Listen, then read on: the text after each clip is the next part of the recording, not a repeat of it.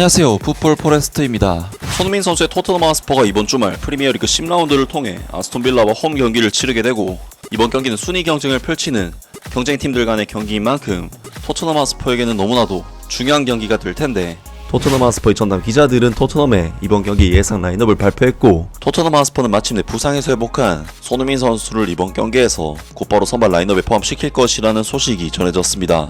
토트넘 하스퍼는 이번 주말 2024-25 시즌 프리미어리그 10라운드에서 아스톤 빌라를 자신들의 홈 구장 토트넘 하스퍼 스타디움으로 불러들이게 되는데요. 토트넘 하스퍼가 이번 경기에서 상대하게 되는 아스톤 빌라는 지난 시즌 프리미어리그에서 20승 8무 10패로 리그 4위를 차지했던 5위 토트넘 하스퍼를 제치고 UEFA 챔피언스리그 출전권을 따냈던 강력한 팀으로서, 아스톤 빌라는 올 시즌에도 5승 3무 1패라는 절정의 성적으로 리그 4위에 오르면서 파리 토트넘 하스퍼보다 훨씬 더 좋은 시즌을 보내고 있기 때문에 이번 경기는 토트넘 하스퍼에게는 올 시즌 4위권 경쟁을 위해서라도 반드시 승리해야 하는 중요한 경기라고 할 수가 있었고, 반대로 아스톤 빌라 입장에서도 반드시 승리를 해야 하는 승점 6점짜리 경기라고 할 수가 있었는데요.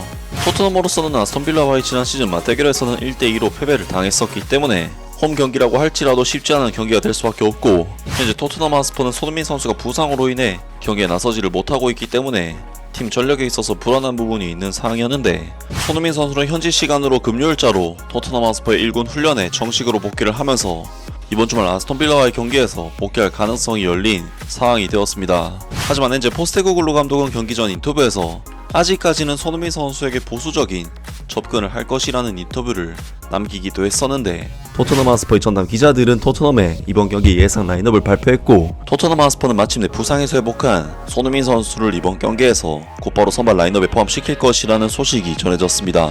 일요일에 토트넘 하스퍼가 아스톤 빌라를 상대로 경기를 치르기 전에 손흥민의 컨디션에 대한 최종 결과가 나올 예정이다. 손흥민은 지난 주말 크리스탈 팰리스 원정에서 0대1로 패배한 것을 포함해 스퍼스의 지난 4번의 프리미어리그 경기 중 3경기를 놓쳤다. 토트넘 하스퍼의 감독인 엔제 포스테코글루는 손흥민이 햄스트링 문제로 많은 경기를 놓쳤고, 웨스트햄 유나이티드와의 복귀전 이후 통증을 호소했기 때문에 클럽이 이 한국 선수의 경기 시간에 대해 보수적일 것이라고 이전에 설명했다. 하지만 그는 우나이 에메리 감독의 아스톤 빌라와의 경기에서 출전할 수 있다. 엔제 포스테코글루 감독은 금요일에 소니는 오늘 어느 정도 훈련을 했다.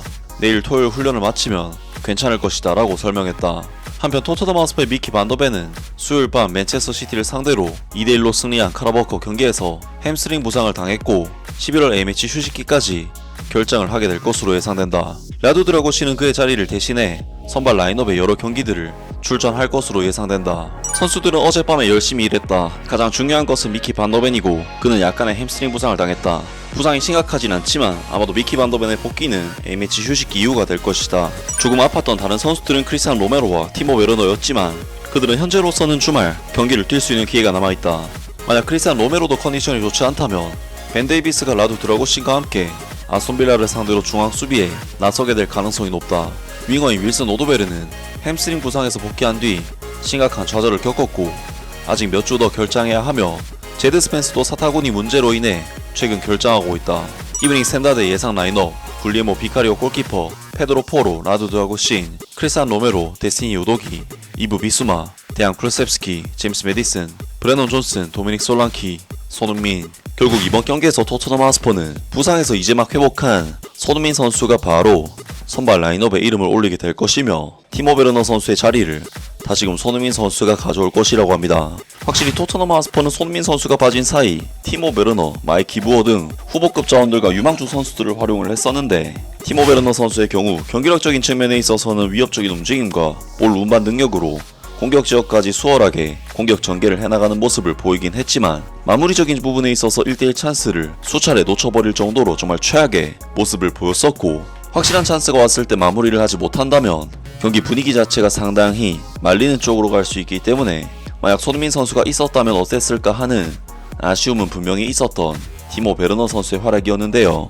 또한 마이키 부어 선수 역시 유로파리그 페렌츠바로시와의 경기에서 선발 출전하여 굉장히 뛰어난 폼을 보여주긴 했지만, 헝가리 클럽과 프리미어리그 클럽의 전력적인 차이는 분명히 크다고 할 수 있기 때문에 결국 손흥민 선수를 선발 출전시키는 것은 필수적인 선택이 될 수밖에 없습니다.